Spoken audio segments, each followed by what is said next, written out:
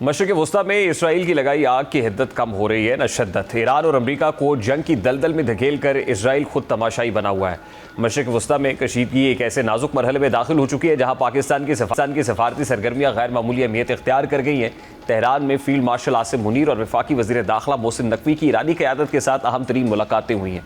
Field marshal Asim Munir का Tehran का दौरा मामूल की सफारती सरगर्मी नहीं था। पाकिस्तानी वफ़द में ईरानी सदर मसूद पेज़ेश्कियान, ईरानी सुप्रीम लीडर के मुशीर मोहसिन रज़ाई, पार्लियामेंट के स्पीकर मोहम्मद बाकिर कालिबाफ, वज़ीर ख़ारजा अब्बास इराक़ची और वज़ीर दाखिला इस्कंदर मोमनी समेत आला ईरानी क़यादत से मुलाकातें की। ईरानी हुकूमत ने भी फील्ड मार्शल आसिम मुनीर के दौरा ईरान को इंतहाई नतीजा खेज और सूदमंद करार देते हुए इसे खित्ते के लिए एक अहम सिफारती पेशरफ्त करार दिया है।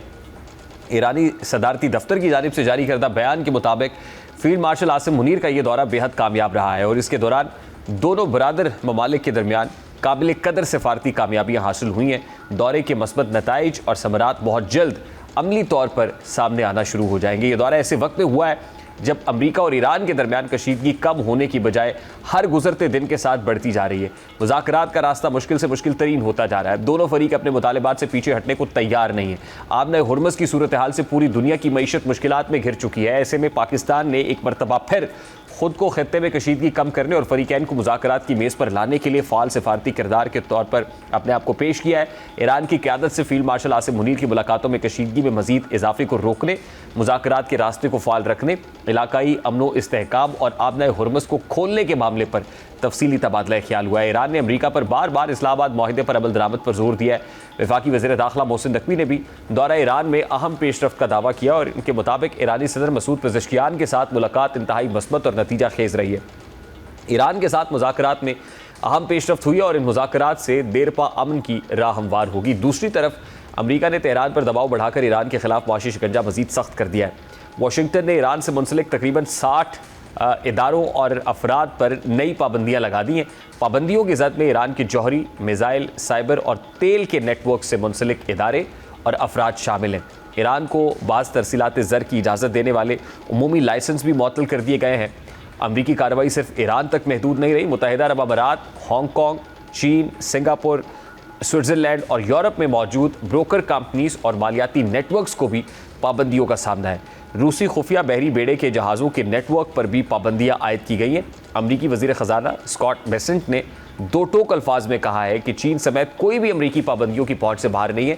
हर मुल्क और इदारे को डेडलाइन दी गई है और अगर वो खुद कार्रवाई नहीं करेंगे तो अमरीका एकतरफा कार्रवाई करेगा।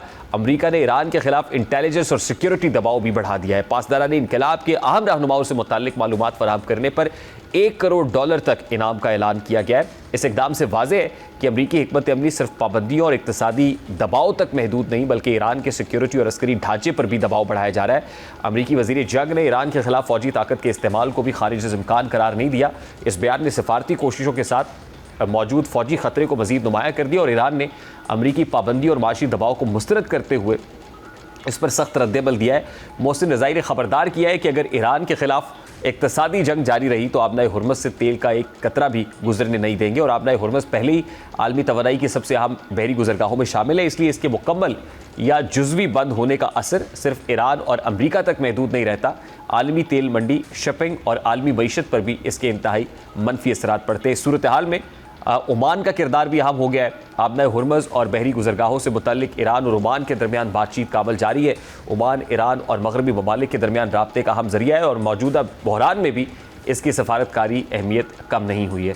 पाकिस्तान खत्ते में कशीदगी कम करने के लिए अपनी सफारती कोशिशें जारी रखे हुए हैं। आने वाले दिनों में ईरान, अमरीका, ओमान और पाकिस्तान की सफारती सरगर्मियाँ खत्ते के मुस्तकबिल का रुख मुतय्यन करेंगी। माशी जंग की शिद्दत बढ़ रही है लेकिन मुज़ाकरात के दरवाजे भी बंद नहीं और मशरिक़ वस्ता की सूरत हाल इंतहाई नाजुक मरहले में है। पाकिस्तान पुरुमीद है कि सफारती इक़दामात खत्ते का अमन बहाल कर सकते हैं।